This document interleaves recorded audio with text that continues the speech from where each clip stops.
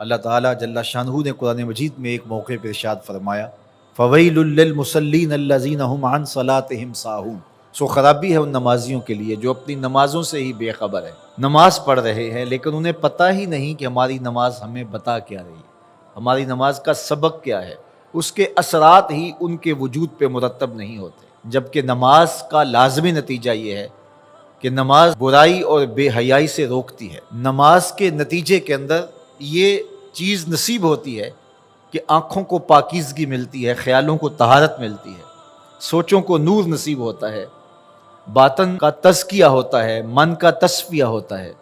اندر ستھرا ہو جاتا ہے۔ نماز پڑھنے والا ایک صالح اور پاکیزہ انسان بن کر کے معاشرے کا کارآمد فرد بن جاتا ہے، لیکن نماز بھی پڑھ رہا ہے اور اس کی کرتوتیں بھی ایسی ہیں کہ اللہ کی مخلوق اس سے تنگ ہے، تو قرآن کہتا ہے کہ وہ نماز سے آگاہ ہی نہیں ہوا، اس نے وہ نماز پڑھی ہی نہیں جو مقصود شریعت تھی، اس نے ٹکریں تو ماری ہیں لیکن نماز نہیں پڑھی اس نے۔ تو فرمایا وہ لوگ اپنی نمازوں سے بے خبر ہیں، اور فرمایا کہ وہ نماز نہیں پڑھ رہے ہوتے، وہ دکھلاوا کر رہے ہوتے ہیں،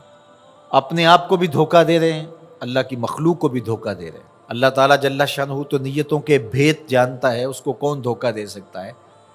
تو وہ اپنے آپ کو حقیقت میں دھوکہ دے رہے ہوتے ہیں۔ تو وہ نماز فلاح کا سبب اور ذریعہ ہے جو نماز خشوع و خضوع کے ساتھ پڑھی جائے۔ قد افلح المؤمنون، فلاح انہوں نے پائی، کامیاب وہ ٹھہرے جو اہل ایمان ہیں۔ الذین هم فی صلاتہم خاشعون، اب ایمان کے بعد جو اوصاف ذکر کیے گئے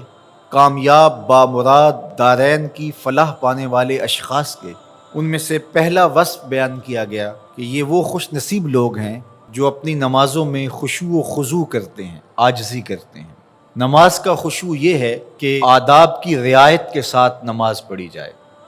جو پڑھا جا رہا ہے اس کے معانی پر غور و فکر کیا جائے،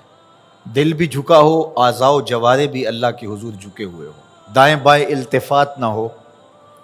اور پوری توجہ کے ساتھ اللہ کے حضور کھڑا ہو جائے، اس کا حظ اور اس کا لطف پھر بندے کو نصیب ہوتا ہے۔ نماز کا ایک لطف ہے، ایک کیف ہے،